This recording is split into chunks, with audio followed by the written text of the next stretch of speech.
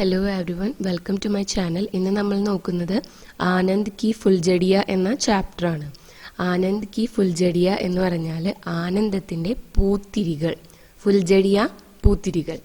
അപ്പോൾ ഈ ചാപ്റ്റർ എഴുതിയിട്ടുള്ളത് അനന്ത് ഗോപാൽ ഷേവ്ഡേജിയാണ്.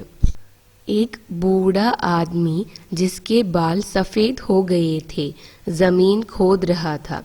ഒരു വയസ്സായ വ്യക്തി, അദ്ദേഹത്തിന്റെ മുടി നരച്ചിട്ടുണ്ടായിരുന്നു. ബാൽ സഫേദ് ഹോന, മുടി നരയ്ക്കുക. ജമീൻ ഖോദ് രഹാ ഥ, ഭൂമി കുഴിച്ചുകൊണ്ടിരിക്കുകയാണ്. खोदना കുഴിക്കുക. एक नौजवान ने जो वहां से गुजर रहा था उस बुजुर्ग को परिश्रम करते देख पूछा, ബാബാ യ ക്യാ കർ രഹേ ഹോ. ഒരു യുവാവ് അതിലൂടെ നടന്നു പോകുന്നുണ്ടായിരുന്നു. നോജവാൻ എന്ന് വെച്ചാല് യുവാവ്. അതിലൂടെ കടന്നു പോകുന്ന ഒരു യുവാവ് അദ്ദേഹത്തോട് ചോദിച്ചു, ബാബാ ഇതെന്താണ് ചെയ്യുന്നത് എന്ന്. ആം കി ഗുട്ലിയാ ബോ രഹാ ഹൂ, ബൂഡേനെ കഹ. വൃദ്ധൻ പറഞ്ഞു, മാങ്ങയണ്ടി കുഴിച്ചിടുകയാണ്. ഇസ് ഉമ്ര മേ ഇസ്കെ ഫൽ കബ് ഖാओगे ബാബ. ഈ പ്രായത്തിലും ഇനി ഇതിന്റെ ഫ്രൂട്ട് എപ്പോഴാണ് കഴിക്കുക? मैं फल नहीं खा सकता तो क्या हुआ बेटा, तुम तो खा सकोगे, मेरे तुम्हारे नाती पोते तो खाएंगे. എനിക്ക് കഴിക്കാൻ പറ്റിയില്ലെങ്കിൽ എന്താ, നിനക്ക് കഴിക്കാലോ, എന്റെയും നിന്റെയും നാത്തി പോത്തെ പേരക്കുട്ടികൾക്ക് കഴിക്കാമല്ലോ. देखो वह अमराई मेरे दादा ने लगाई थी तो उसके फल मैंने खाए, इसके फल मेरे नाती पोते खाएंगे. നോക്കൂ, ആ മാന്തോപ്പ് അമ്രായി എന്റെ അപ്പൂപ്പനാണ് നട്ടുപിടിപ്പിച്ചത്. അതിന്റെ പഴങ്ങൾ ഞാൻ കഴിച്ചു. ഇതിന്റെ പഴങ്ങൾ എന്റെ പേരക്കുട്ടികൾ കഴിക്കട്ടെ. हमारे पूर्वजों की इसी मनोवृत्ति का फल है जो हम जगह जगह अमराई देखते हैं. അപ്പൊ നമ്മുടെ പൂർവികരുടെ ഈ മനോവൃത്തി, ഈ മനോഭാവം കാരണം തന്നെയാണ് നമ്മൾ എല്ലായിടത്തും അമ്രായി മാന്തോപ്പ് കാണുന്നത്. अपने स्वार्थी जीवन से ऊंचे उठकर दूसरों को सुख और आनंद पहुंचाने का यह कैसा सुंदर स्वभाव है. അപ്പോൾ നമ്മുടെ സ്വാർത്ഥതയ്ക്ക് മുകളിൽ മറ്റുള്ളവരുടെ സന്തോഷത്തിന് ഇമ്പോർട്ടൻസ് കൊടുത്ത് അവർക്ക് സന്തോഷം നൽകണം എന്ന് കരുതുന്നത് എത്ര സുന്ദരമായ ഒരു സ്വഭാവമാണ്. निसंदेह उस बूढ़े का जीवन एक परम सात्विक आनंद की दीप्ति से जगमगा उठा होगा और उसकी मृत्यु बहुत शांत और कष्टहीन हुई होगी. തീർച്ചയായും ആ വൃദ്ധന്റെ ജീവിതം ഒരു പരമമായ സാത്വിക ആനന്ദത്തിന്റെ ദീപ്തിയിൽ പ്രകാശിച്ചിരിക്കും. അദ്ദേഹത്തിന്റെ മരണം വളരെ ശാന്തവും വേദനയില്ലാത്തതുമായിരുന്നിരിക്കും. നിസ്സന്ദേഹം എന്ന് പറഞ്ഞാൽ സംശയമില്ലാതെ, തീർച്ചയായും. ദീപ്തി, പ്രകാശം. ജഗ്മഗ, ഉഠ്ന, പ്രകാശം നിറയുക, തിളങ്ങുക എന്നൊക്കെയുള്ള മീനിങ് ആണ്. കഷ്ടഹീൻ, समाधानपूर्वम. हम लोग सभी यदि इस वृत्ति को हृदयंगम कर ले तो इस दुनिया में अधिक आनंद की सृष्टि हो सकेगी, इसमें कोई शक नहीं. हमारा जीवन सच्चे सुख के प्रकाश से आलोकित हो उठेगा. നമ്മളെല്ലാവരും ഈ മനോഭാവം തന്നെ പ്രകടിപ്പിക്കുകയാണെങ്കിൽ ഈ ലോകത്ത് വളരെയധികം ആനന്ദം സൃഷ്ടിക്കാനായിട്ട് സാധിക്കും. ഈ കാര്യത്തിൽ ഒരു സംശയവുമില്ല. ശക്ക്, സംശയം. നമ്മുടെ ജീവിതം സന്തോഷത്താൽ, സുഖത്താൽ പ്രകാശിക്കും. एक वृद्ध सभ्रांत महिला रेलगाड़ी से सफर कर रही थी. वे खिड़की के पास बैठकर बीच बीच में अपनी मुट्ठी से कुछ चीज बाहर फेंकती जा रही थी. ആദ്യം പറഞ്ഞ വ്യക്തിയുടെ സ്റ്റോറി ഇവിടെ അവസാനിക്കുകയാണ്. ഇനി വേറൊരു വ്യക്തിനെ കുറിച്ചിട്ടാണ് പറയുന്നത്. ഒരു മാന്യയായ സ്ത്രീ, സഭ്രാന്ത് മഹിള, മാന്യയായ സ്ത്രീ റെയിൽഗാഡി, ട്രെയിനില് ട്രാവൽ ചെയ്യായിരുന്നു. സഫർ കർണ, ട്രാവൽ ചെയ്യുക. അപ്പം കാണുന്ന കാഴ്ച എന്താന്ന് വെച്ചാല്, ഈ സ്ത്രീ ട്രെയിനിന്റെ വിൻഡോയിലൂടെ ഇടയ്ക്കിടയ്ക്ക് തന്റെ കയ്യിൽ നിന്നും, മുട്ടി എന്ന് പറഞ്ഞാല് മുഷ്ടി, തന്റെ കയ്യിൽ നിന്നും എന്തോ പുറത്തേക്ക് എറിയുന്നുണ്ട് ഇടയ്ക്കിടയ്ക്ക്. एक सहयात्री ने जो यह देख रहा था पूछा, यह आप क्या कर रही है. ഇത് കണ്ടുകൊണ്ടിരുന്ന ഒരു സഹയാത്രി ചോദിച്ചു, നിങ്ങൾ എന്താണ് ഈ ചെയ്യുന്നത്? उस महिला ने जवाब दिया, ये सुंदर फलों और फूलों के बीज है. मैं इन्हें इस उम्मीद से फेंक रही हूँ कि इनमें से कुछ भी अगर जड़ पकड़ लेंगे तो लोगों का इससे कुछ फायदा होगा. ഇതെന്ന് പറഞ്ഞാല് വളരെ ഭംഗിയുള്ള പൂക്കളുടെയും കായ്കളുടെയും ബീജാണ്, വിത്താണ്. ഞാനിത് ഇതിലൂടെ പുറത്തിടുന്നത് എന്തുകൊണ്ടാന്ന് വെച്ചാല് ഇതിൽ ഏതെങ്കിലും ഒന്നെങ്കിലും വേര് പിടിച്ചാല്, അതായത് മരമായി കഴിഞ്ഞാല് അതുകൊണ്ട് മറ്റുള്ള വ്യക്തികൾക്ക് എന്തെങ്കിലും ഫായ്ദ, പ്രയോജനം ഉണ്ടാവുമല്ലോ എന്നതുകൊണ്ടാണ്. ഉമ്മീദ് എന്ന് വെച്ചാല് ഹോപ്പ്, പ്രതീക്ഷ. पता नहीं मैं इस रास्ते से फिर गुजरूं या ना गुजरूं, इसलिए क्यों ना मैं इस സന്ധി का उपयोग कर लूं.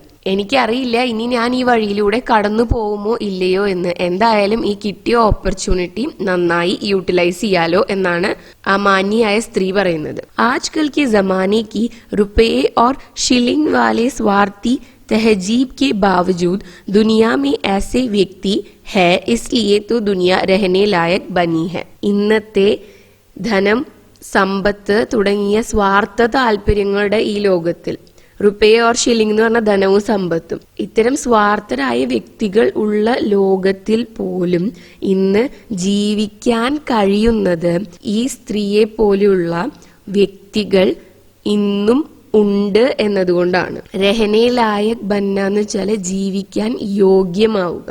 ബാവജൂദ്, ഇൻ സ്പൈറ്റ് ഓഫ്, ഉണ്ടായിരുന്നിട്ട് പോലും. ഭൗതികവാദ് और भोग विलास की हाय हाय से परे रहने वाले निस्वार्थी और आदर्श प्रिय लोग ना होते तो हम कब से रसातल को पहुंच गए होते. ഭൗതികവാദത്തിന്റെയും ഉപഭോഗ സംസ്കാരത്തിന്റെയും ആർപ്പുവിളികൾക്ക് അതീതമായി കഴിയുന്ന നിസ്വാർത്ഥരും ആദർശപ്രിയരുമായ ആളുകൾ ഇല്ലായിരുന്നുവെങ്കിൽ എന്നെ നാം നാശത്തിലേക്ക് പോയേനെ. ऐसे भी व्यक्ति है जो इस जमाने के अंधकार में भी आनंद की फुलझड़ियों से प्रकाश फैलाते रहते हैं. ഇത്രയും അന്ധകാരം നിറഞ്ഞ ഒരു സമൂഹത്തിൽ ഇപ്പോഴും തങ്ങളുടെ ആ നന്മ കൊണ്ട് മറ്റുള്ളവരുടെ ജീവിതത്തിൽ സന്തോഷത്തിന്റെ പൂത്തിരി കത്തിക്കുന്ന ഒരുപാട് വ്യക്തികൾ ഇന്നും സമൂഹത്തിലുണ്ട്. ജിനെ ദേഖ്കർ ഹം മാനവ് ജാതി കെ ഭവിഷ്യ പർ ശ്രദ്ധ ഓർ വിശ്വാസ് കർ സകേംഗെ. ഇത്തരം വ്യക്തികളെ കണ്ടിട്ടാണ് മനുഷ്യവർഗത്തിന്റെ ഭാവിയിൽ ആദരവും വിശ്വാസവും പുലർത്തുവാൻ നമുക്കാകുന്നത്. അതായത് മനുഷ്യൻ നാശത്തിലേക്കല്ല പോകുന്നത്, കുറച്ച് നല്ല മനുഷ്യന്മാർ ഇപ്പോഴും സമൂഹത്തിലുണ്ട് എന്ന് നമുക്ക് മനസ്സിലാകുന്നത് ഇത് കാണുമ്പോഴാണ്. अमेरिका के प्रेसिडेंट बेंजामिन फ्रैंकलिन के बारे में एक सुंदर बात सुनी जाती है. उनके पास एक गरीब विद्यार्थी मदद मांगने के लिए आया. അപ്പം അമേരിക്കൻ പ്രസിഡന്റ് ആയിരുന്ന ബെഞ്ചമിൻ ഫ്രാങ്ക്ലിനെ കുറിച്ച് വളരെ നല്ലൊരു കാര്യം പറഞ്ഞു കേട്ടിട്ടുണ്ട്. എന്താന്ന് വെച്ചാൽ ഒരു ദിവസം ഒരു പാവപ്പെട്ട വിദ്യാർത്ഥി അദ്ദേഹത്തിന്റെ അടുത്തുനിന്ന് ഹെൽപ്പിന് വേണ്ടിയിട്ട് വന്നു. ഉസേ ഉൻഹോനെ $20 ദിയെ. അദ്ദേഹം ആ കുട്ടിക്ക് $20 കൊടുത്തു. वे तो यह छोटी रकम देकर भूल गए. रकम अमाउंट, അദ്ദേഹം ഈ ചെറിയ എമൗണ്ട് ആ കുട്ടിക്ക് കൊടുത്തിട്ട് അത് മറന്നുപോയി. लेकिन वह विद्यार्थी इस उपकार को ना भूला. जब उसके दिन फिरे तब यह $20 लौटाने के लिए फ्रैंकलिन के पास गया. അതായത് ആ കുട്ടി ആ കാര്യം മറന്നില്ല.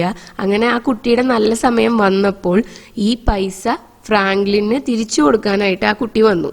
फ्रैंकलिन ने कहा, मुझे याद तो नहीं है कि मैंने यह रकम आपको कब दी, लेकिन खैर आप इसे अपने ही पास रखिए और जब आपके पास कोई ऐसा ही ज़रूरतमंद आए तो उसे यह दे दीजिएगा. അപ്പോൾ ഫ്രാങ്ക്ലിൻ പറഞ്ഞു, എനിക്ക് ഓർമ്മ പോലും ഇല്ല ഈ എമൗണ്ട് ഞാൻ എപ്പോഴാണ് നിങ്ങൾക്ക് തന്നത് എന്ന്.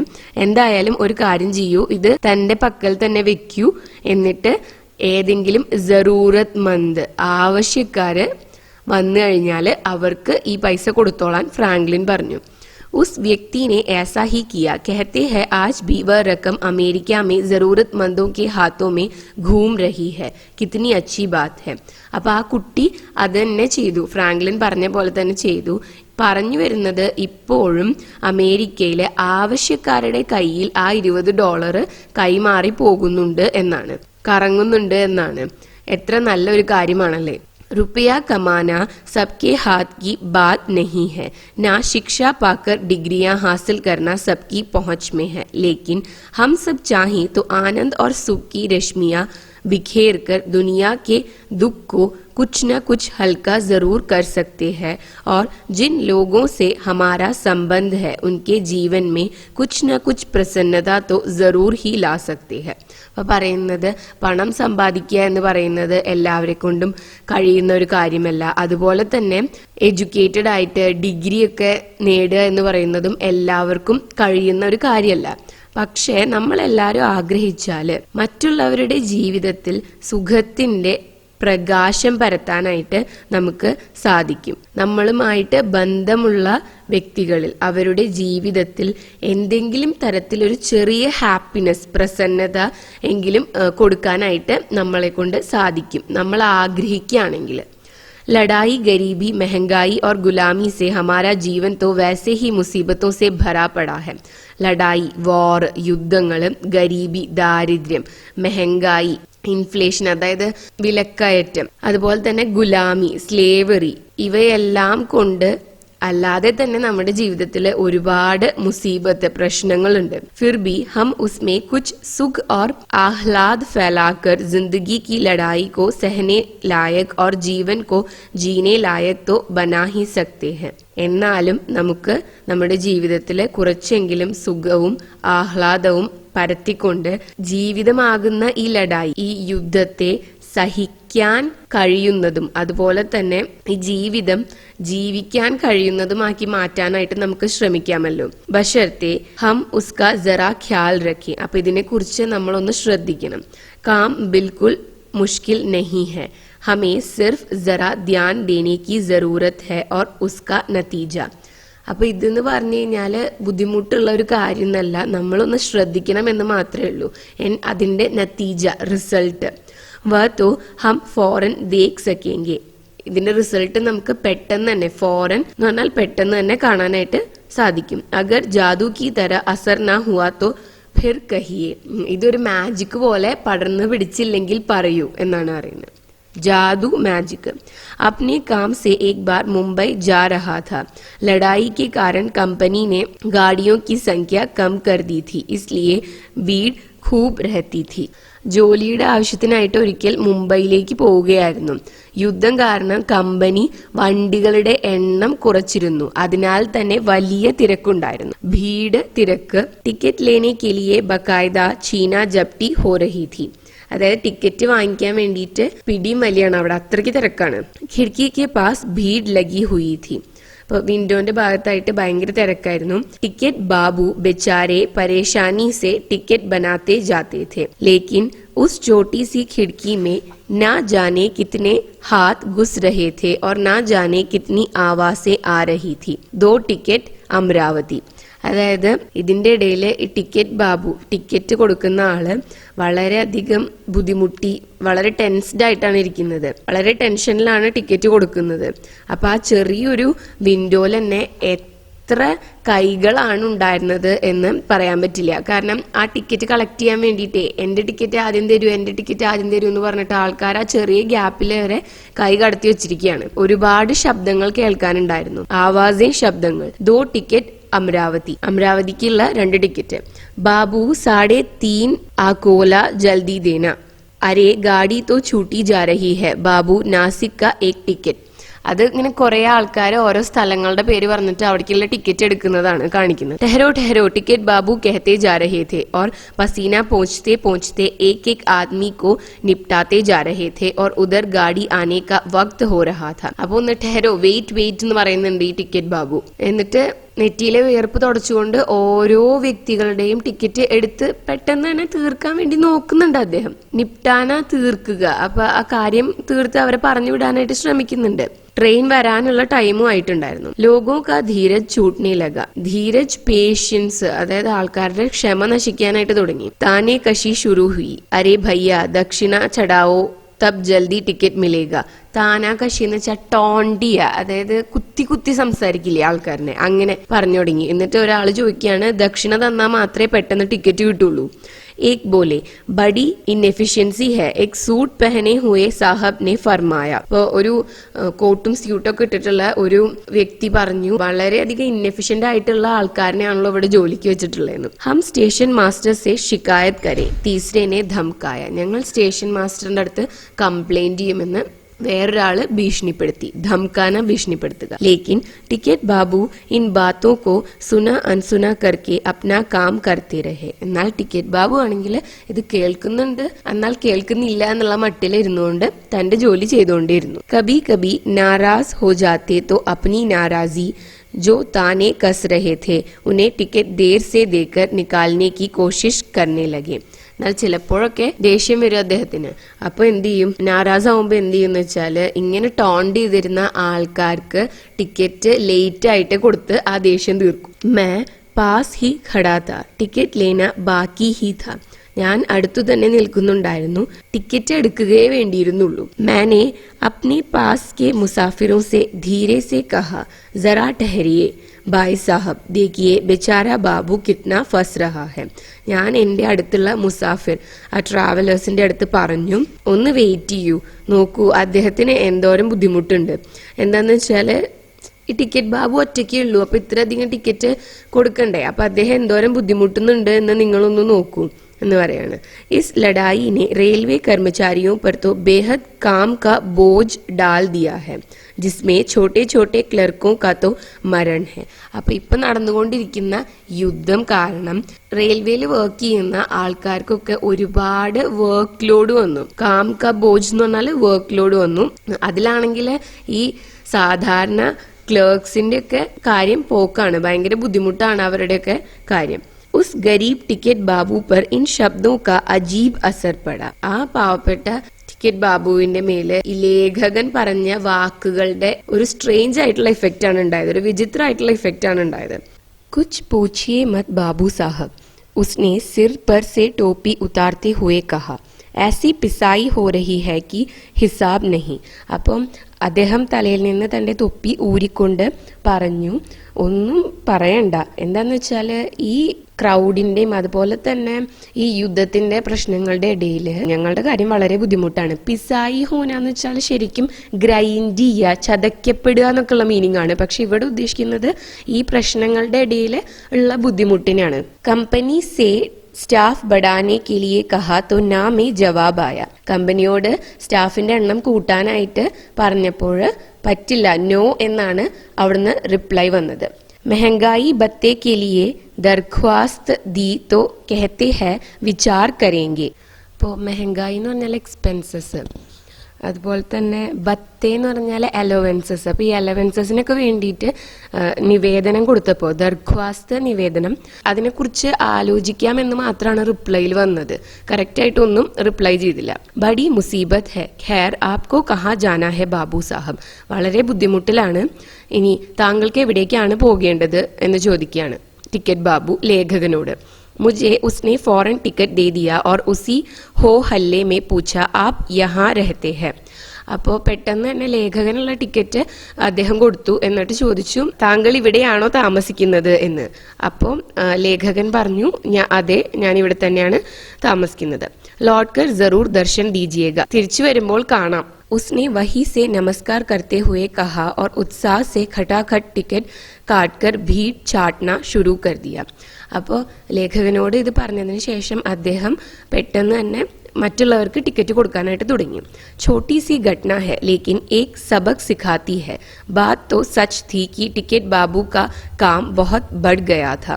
അപ്പോൾ ഇത് ചെറിയൊരു കാര്യമാണ്, ചെറിയൊരു സംഭവമാണ്, പക്ഷെ ഇതിൽ നിന്നും നമുക്ക് വലിയൊരു പാഠമാണ് ലഭിക്കുന്നത്. സബക് പാഠം. ടിക്കറ്റ് ബാബുവിന്റെ ജോലി ഒരുപാട് കൂടി എന്നത് സത്യമായിട്ടുള്ള കാര്യമാണ്. യുദ്ധ കെ കാരണം സബി മെഹക്കമോ കാ യഹി ഹാൽ ഹെ. യുദ്ധം കാരണം എല്ലാ സെക്ഷന്റെയും അവസ്ഥ ഇങ്ങനെ തന്നെയാണ്, അതായത് റെയിൽവേസിന്റെ മാത്രമല്ല എന്നാണ് ഉദ്ദേശിക്കുന്നത്. जिन्होंने ताने कसे उनके खिलाफ उसका दिल कड़ा हो गया. मैंने सहानुभूति दर्शाई तो उसका हृदय मोम सा हो गया और उसने केवल मुझे ही नहीं बल्कि दूसरों को भी जल्दी जल्दी टिकट देना शुरू कर दिया. അപ്പോൾ നേരത്തെ പറഞ്ഞ പോലെ തന്നെ അദ്ദേഹത്തിനെ പരിഹസിക്കുകയും ദേഷ്യം പിടിപ്പിക്കുകയൊക്കെ ചെയ്തുകൊണ്ടിരുന്ന ആളുകൾക്ക് നേരം വൈകിട്ടാണ് ടിക്കറ്റ് കിട്ടിയത്. ലേഖകൻ സഹാനുഭൂതി കാണിച്ചപ്പോൾ അദ്ദേഹത്തിന്റെ ഹൃദയം മോം സ ഹോ ഗയ. മോം എന്ന് വെച്ചാല് മെഴുകുപോലെ, അത് അത്രയും സോഫ്റ്റ് ആയി മാറി സഹാനുഭൂതി കാണിച്ച ലേഖകനോട്. അതുകൊണ്ട് തന്നെ ലേഖകന്റെ ടിക്കറ്റ് മാത്രമല്ല മറ്റുള്ളവരുടെ ടിക്കറ്റും കൂടി സ്പീഡില് കൊടുക്കാനായിട്ട് തുടങ്ങി. സഹാനുഭൂതി കെ ഉൻ തോടെ സെ ശബ്ദോനെ ഉസേ നയി താക്കത്ത് ദി. സഹാനുഭൂതിയോടെ പറഞ്ഞ ആ കുറച്ച് വാക്കുകൾ അദ്ദേഹത്തിന് പുതിയൊരു താക്കത്ത്, സ്ട്രെങ്ത് ആണ് കൊടുത്തത്. मेरे शब्द महज उसे खुश करने के लिए नहीं कहे गए थे, सच्चे हृदय से निकले थे और वह बाबू भी उस सच्चाई को समझ गया. ഞാൻ പറഞ്ഞ വാക്കുകൾ അദ്ദേഹത്തെ സന്തോഷിപ്പിക്കാൻ വേണ്ടി മാത്രമല്ല, എന്റെ ഹൃദയത്തിന്റെ ഉള്ളിൽ നിന്നും വന്നതാണ് എന്ന് അദ്ദേഹത്തിനും മനസ്സിലായി. ആർക്ക്? ടിക്കറ്റ് ബാബുവിനും മനസ്സിലായി. ഉസ് പർ ഉൻകാ തുരന്ത് അസർ ഹുവ. അതുകൊണ്ട് തന്നെയാണ് പെട്ടെന്ന് തന്നെ അദ്ദേഹത്തിന്റെ മേലെ അതിന്റെ ഇഫക്റ്റ് ഉണ്ടായത്. അസർ, ഇഫക്റ്റ്. हो सकता है उसके मन को उन शब्दों से कुछ सांत्वना मिली हो और मुझे क्या कीमत देनी पड़ी, कुछ नहीं. അദ്ദേഹത്തിന് എന്റെ ഈ വാക്കുകൾ കൊണ്ട് ഒരു സാന്ത്വനം ലഭിച്ചിട്ടുണ്ടായിരിക്കാം. അതിനുവേണ്ടി എനിക്ക് എന്ത് ചെലവാണ് ഉണ്ടായത്? കീമത്ത് എന്ന് പറഞ്ഞ പ്രൈസ്, വില. ഞാൻ എന്ത് വിലയാണ് കൊടുക്കേണ്ടി വന്നത്? ഒന്നുമില്ല. അപ്പം ഈ ടിക്കറ്റ് ബാബുവിന്റെ സ്റ്റോറി ഇവിടെ തീരുകയാണ് കേട്ടോ. ഇനി വേറൊരു ബാങ്കിലത്തെ വർക്കറിനെ കുറിച്ചിട്ടാണ് പറയുന്നത്. एक बार मैं बैंक में अपना हिसाब खोलने के लिए गया. क्लर्क मुझसे सवाल पूछता जाता था और पासबुक में दर्ज करता जाता था. ഒരിക്കൽ ബാങ്കിൽ അക്കൗണ്ട് തുറക്കാൻ വേണ്ടിയിട്ട് ഞാൻ പോയി. അപ്പോൾ ക്ലർക്ക് എന്ത് ചെയ്യും? എന്നോട് ക്വസ്റ്റ്യൻസ് ചോദിക്കും. എന്നിട്ട് ആ പാസ്ബുക്കില് ദർജ് കർണ, അതൊക്കെ എൻ്റർ ചെയ്ത് വെക്കും. मैंने देखा उसके अक्षर दरअसल बहुत अच्छे हैं. അപ്പോൾ ഞാൻ ശ്രദ്ധിച്ചു അദ്ദേഹത്തിന്റെ ഹാൻഡ് റൈറ്റിംഗ് വളരെ നല്ലതായിരുന്നു. मैंने फौरन कहा जरा പാസ്ബുക്ക് ദിഖായിയെ തോ ആപ്കി ലിപി ബഹുത് സുന്ദർ ദിഖ്തി ഹെ. അപ്പോൾ ഞാൻ പെട്ടെന്ന് തന്നെ ഉടനെ തന്നെ പറഞ്ഞു, ആ പാസ്ബുക്ക് ഒന്ന് കാണിച്ചേ, താങ്കളുടെ ഹാൻഡ് റൈറ്റിംഗ് വളരെ സുന്ദരമാണല്ലോ. और उसे नजदीक से देखकर मैंने कुछ मन ही मन और जोर से कहा ब्यूटीफुल. അപ്പൊ ആ പാസ്ബുക്ക് അടുത്തു വാങ്ങിയിട്ട് അദ്ദേഹത്തിന്റെ ഹാൻഡ് റൈറ്റിംഗ് നോക്കി ലേഖകൻ മനസ്സിൽ എന്നാൽ കുറച്ച് ഉറക്കെ പറഞ്ഞു ബ്യൂട്ടിഫുൾ എന്ന്. ഉസ് ക്ലർക്ക് കാ ചെഹര പ്രസന്നത സെ ഖിൽ ഉഠ. അപ്പൊ ആ ക്ലർക്കിന്റെ മുഖത്ത് സന്തോഷം നിറഞ്ഞു. ബാങ്ക് കെ റൂഖെ ആंकड़ों से മാഥാപച്ചി करते करते उसका तमाम दिन बीतता है. ബാങ്കിലെ കണക്കുകളെ കുറിച്ച് തല പുകഞ്ഞ ആലോചിച്ചുകൊണ്ട് ആണ് അയാളുടെ ദിവസങ്ങൾ കഴിഞ്ഞു പോയിരുന്നത്. ആക്കിടെ, കണക്ക്. മാഥാപാച്ചി എന്ന് പറഞ്ഞു കഴിഞ്ഞാൽ ടെൻസ്ഡ് ആയിട്ട്.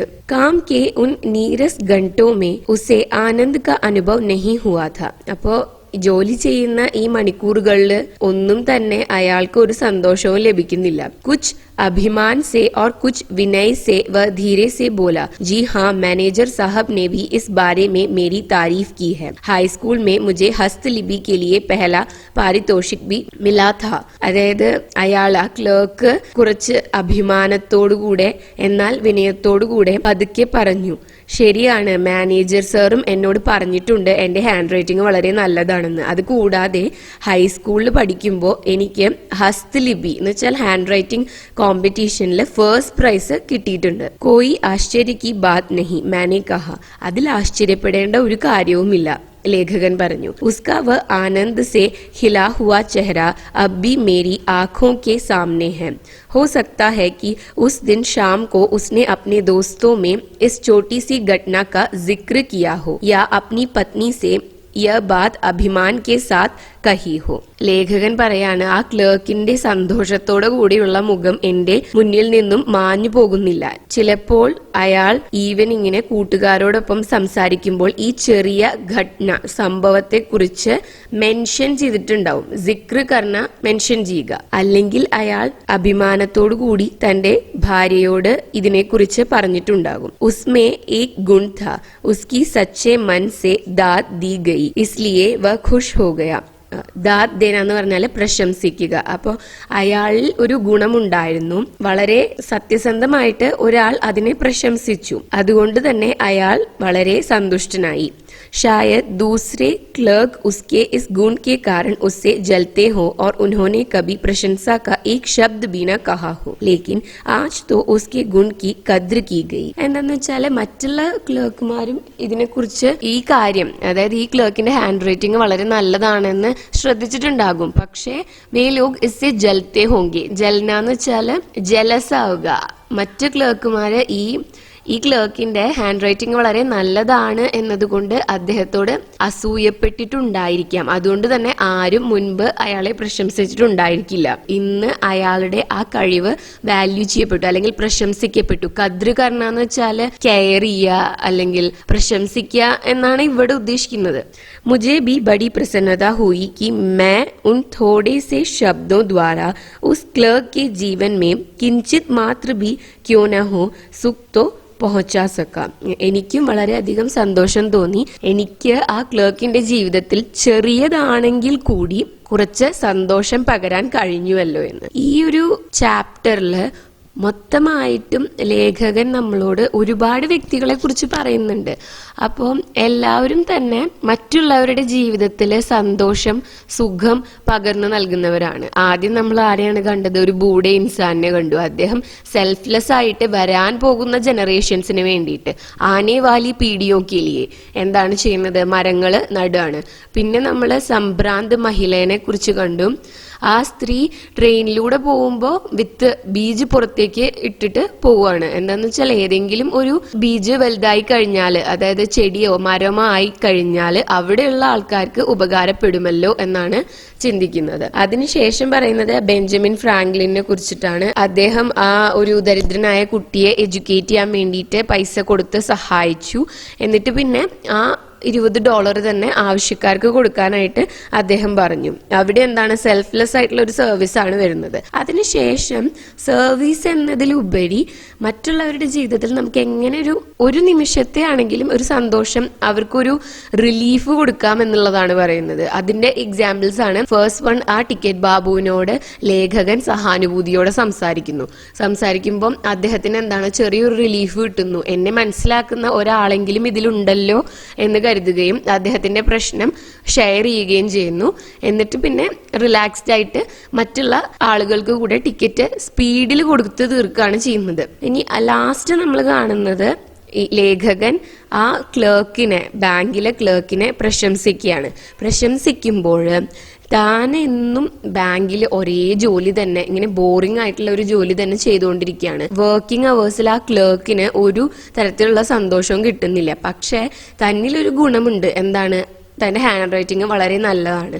അത് ഒരാൾ പ്രശംസിക്കുമ്പോൾ അയാൾക്കുണ്ടാവുന്ന സന്തോഷം. അപ്പോൾ ലേഖകൻ പറയുന്നത് നമ്മളാലാവുന്ന വിധം മറ്റുള്ളവരുടെ ജീവിതത്തിൽ എന്തെങ്കിലും തരത്തിൽ സന്തോഷം നൽകാൻ കഴിയുകയാണെങ്കിൽ അത് നമ്മൾ ചെയ്യണം എന്നാണ്. അപ്പോൾ ഈ ചാപ്റ്റർ വളരെ സിമ്പിളാണ്. പക്ഷേ ഇതിൽ ഒരുപാട് വേർഡ്സ്, ഡിഫിക്കൽട്ട് ആയിട്ടുള്ള വേർഡ്സ് ഉണ്ട്. നമ്മൾ ആൻസേഴ്സ് എഴുതുമ്പോൾ അതേ ഡിഫിക്കൽട്ട് ആയിട്ടുള്ള വേർഡ്സ് തന്നെ എഴുതണമെന്ന് യാതൊരു നിർബന്ധവും ഇല്ല. നമുക്ക് അറിയുന്ന ഇതിന്റെ തന്നെ സിനോണിംസ് ഉണ്ടല്ലോ, സിമ്പിൾ ആയിട്ടുള്ള വേർഡ്സ് ഉണ്ട്. അപ്പൊ അത് വെച്ചിട്ട് നമുക്ക് ആൻസേഴ്സ് എഴുതാവുന്നതാണ്. അപ്പോൾ ഇത്തരം ഡിഫിക്കൽട്ട് ആയിട്ടുള്ള വേർഡ്സ് കണ്ടതുകൊണ്ട് ചാപ്റ്റർ ടഫാന്ന് നിങ്ങൾ വിചാരിക്കരുത്. ചാപ്റ്ററിൽ ഇങ്ങനെ കുറച്ച് ഇൻസിഡൻസിനെ കുറിച്ച് മെൻഷൻ ചെയ്യുന്നു എന്നേ ഉള്ളൂ. അപ്പം നെക്സ്റ്റ് ക്വസ്റ്റ്യൻ ആൻസർ വീഡിയോസിൽ എങ്ങനെയാണ് എളുപ്പത്തിൽ നമുക്ക് ഇതിന്റെ ക്വസ്റ്റ്യൻ ആൻസേഴ്സ് എഴുതാന്ന് നോക്കാട്ടോ. അപ്പോൾ ഇന്നത്തെ വീഡിയോ ഇത്രയേ ഉള്ളൂ. നിങ്ങൾക്ക് ഹെൽപ്ഫുൾ ആയി എന്ന് കരുതുന്നു. നിങ്ങളുടെ ഫീഡ്ബാക്സും സജഷൻസും ഒക്കെ തന്നെ കമന്റ് സെക്ഷനിൽ എഴുതി അറിയിക്കുക. And thanks for watching the video.